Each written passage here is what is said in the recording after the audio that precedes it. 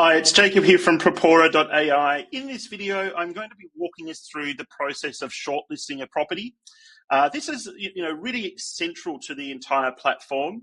Once we complete shortlist a property, we're able to complete due diligence attached to that and then approve that property for consideration with clients.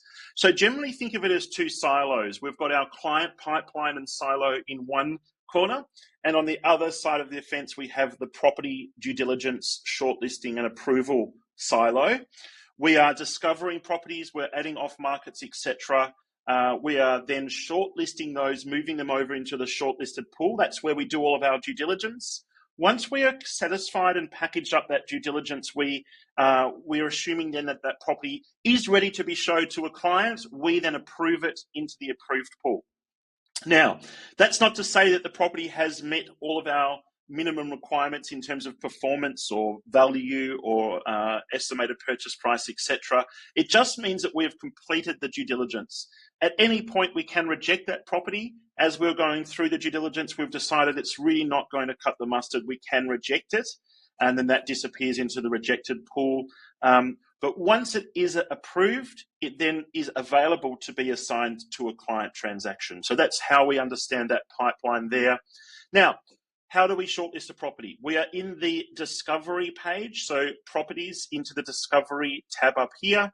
For every property that we can see here on the market, we can either reject it straight off the bat, and we would select a reason why we have rejected that, or we can decide that we are interested in it. We've done preliminary due diligence. It's met those minimum standards to begin with, that quick rejection vetting process. I'm holding that property whilst I'm doing those. So sorry, I've just confused matters there. First part of the process is I want to consider this property, 14 Monash Court. I'm going to hold that so no other staff members are looking at that property at the same time. It removes that overlap. Whilst I'm considering it, I'm doing all of those checks. I am able to come in and reject the property at any point. And once I've completed those preliminary checks, public housing, main roads, floods, etc., whatever you're wanting to do as a business in those early stages, once I've completed that and it's passed those first tests, I would then click to shortlist. So it's a two-stage shortlisting process here in the discovery page. We can see here now that that property has been added to our shortlist pool, and we can move into that pool if we would like, or we can continue moving down that discovery page, rejecting or shortlisting properties as we see fit. So now in the shortlisting pool, we've now got a basic property card, and we've populated that with as much information as we have found. It is assigned to me. I was the person as a staff member who has shortlisted it. And you can see here that I'm able to assign that to another staff member for them to complete the due diligence if I would like. I can add any files associated with the property at any time. You can then see a history of all of the actions performed on it, and I can add notes on that property as I go forward. Neither of those will be shown to the client, by the way. That's for our internal purposes. It hasn't found any images associated with this property. I can upload images from my hard drive, or I can click on the Generate AI suggestions. Really smart tool's going to go off across the internet, find this address, find property images that may be most likely suitable for it, and then insert them here. I don't know this property from a bar of soap. I'm assuming this is it. It's pretty unique by the look of it. We can click on an image once it's found, and then we might, let's just assume this is the property internals as well.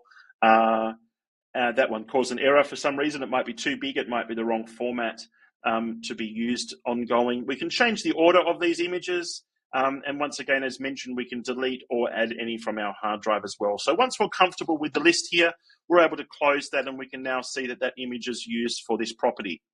Now, doing the due diligence on it, there are two main buckets, and sometimes these can be done by different people. All right, so that's why we have two different buttons here. Sometimes, you might have a role within your business that just comes into the shortlist pool, and they run through all the properties trying to contact the real estate agent. And once they get in contact with the real estate agent, we know how difficult sometimes that is. They enter in the conversation, the notes that they've had with that agent, and then they can complete that task. Right? Then the due diligence specialist knows that the agent's been contacted.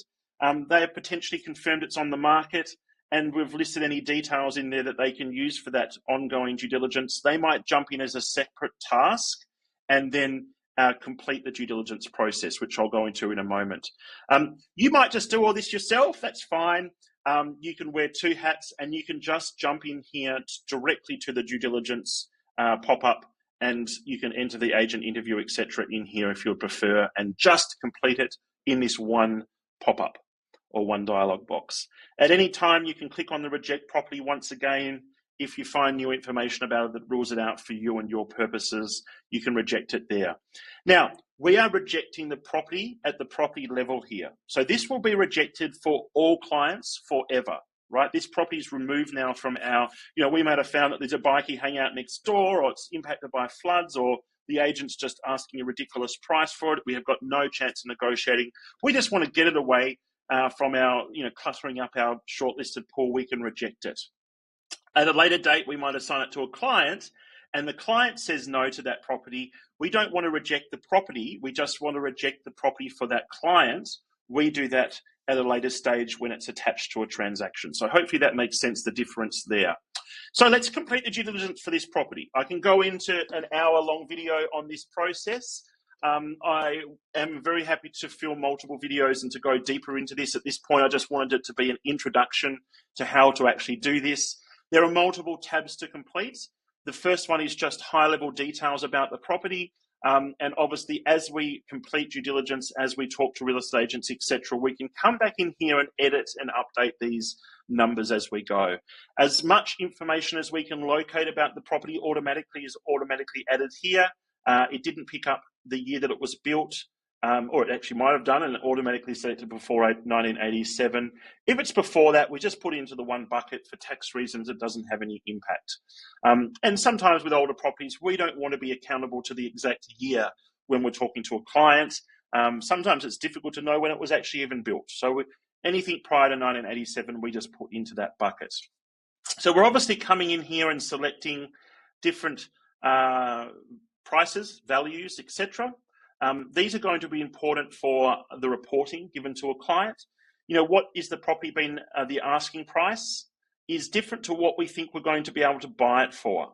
Really important to differentiate between the two numbers and our appraised value after we have done comparable analysis. So once again, we might go through a few tabs to come back in here, and we'll maintain these. We might talk to the real estate agent in a couple of days' time, get these numbers, come back in here and update them. All right, so this is, it's really important to edit and update these numbers, and you'll see the importance of it in the due diligence reports that are given to clients. Some of them can be updated and more accurate at a later date. If you're not sure, obviously, of the 1-year capital growth projection, as a business, we have rules around the expectations we set with clients, the projections used in forecasting values, etc. It's very okay to just set average 6 or 7% capital growth, which is a national average here for a property, and move that forward. Obviously, we've performed the agent interview. The notes are there as well. That's just for our own reference. It doesn't push through onto the client page as well. So it's just for our purposes. Now, curating comparables is extremely important as a business. It's information that is shown on the due diligence deal sheets for a property that is given to a client. You can choose not to give that information, but generally we would advise that it is a module that you include in those reports, which I'll show you in a moment. I take the time to really know these comparables very intimately and to perform full valuation process for them. Once again, I could go into many hours worth of videos on how to do this accurately. It's probably outside the scope of this introduction video, but just at a high level, you're able to manually add a comparable by searching for the address. All right. You then configure the basic information there about the comparable and it will be added. Or you can use the, sorry, it's just jumped me out here. Let me just go back into that property. I'm not sure what button I pressed then. Click on the due diligence icon, go into the comparables tab. Or you can also add manually or click on the AI suggestions button there. That's going to search across our database and the internet for any recently sold properties that are related to this target property. It's going to rank them in terms of the most likely to be comparable. Okay, sometimes it's way off, but it's a really good shortlisting and ordering tool for us. I would generally start at the top. I would look at images. I would get to know these comparables, and I would add them if I feel they are comparable. Up to 5 purchase comparables, so I mean price or value comparables. For each one, I would definitely own the process of then assessing it for its location, its land, its improvements, its condition essentially, and its overall assessment. And I would confirm the sold date, land sizes, etc. We want to make sure all this is accurate. So you can change that. We want to do the same for the rental appraisals comparables as well. So let's add a couple here and just take the default information across. All right, so now we've done this. Our comparable analysis is done. We can choose to show this comparable research to our clients if we like, but it's really good for us to know the value of this property and then jump back in and update the appraised value. Sorry, I didn't save that before. I just jumped out of the pop-up without saving it. So I'll just come back in here and update these just to some test values. All right, that should then complete. Now, jumping into the assumptions tool, generally we can leave this alone. We don't need to change it on a property basis. We generally set these at a business level and set and forget. If we've noticed any renovation items that we would like to highlight to the client, we can select them here, and we have defaulted costs associated with those renovation items. Look, sometimes we don't want to muddy the water with renovations if it's not part of our client strategy, but that is there for us. It's not included if we don't select anything. Now, as a business, we operate with a due diligence checklist that is done by default. We complete these items, and by default, they're all selected. You might come in here and decide that this is on a main road, but you'd still like to proceed ahead with the deal. You would obviously deselect that it is not satisfied, and then put that forward. This due diligence checklist is configurable at a business level. If you jump into your account settings page, you're able to change that in those settings on one of those tabs. So really powerful. You're able to then approve that into the approved pool if you would like to, or if you haven't completed the due diligence, you can save that and come back later. So you notice now that the property has jumped across into the approved pool. I'll come back and film another video that talks us through what that means and how we can then assign that to a client.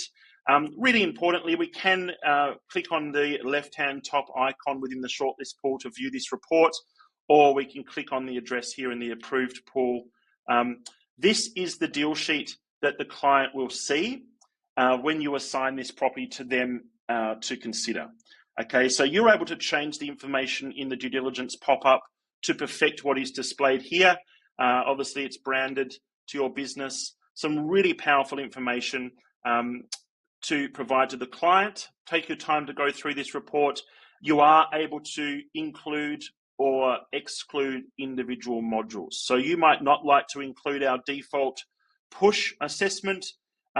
You're able to include a more generic deal assessment module as an example. You might not want to show what the purchase costs are. You can remove that.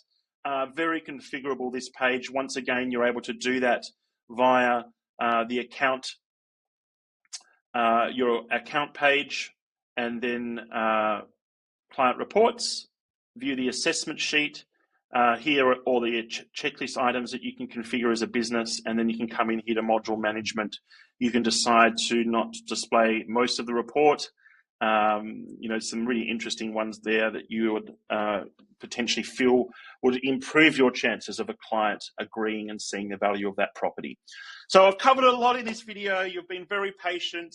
It's around shortlisting a property, completing the due diligence, and then moving that property either into the rejection pool or the approved pool for consideration for clients.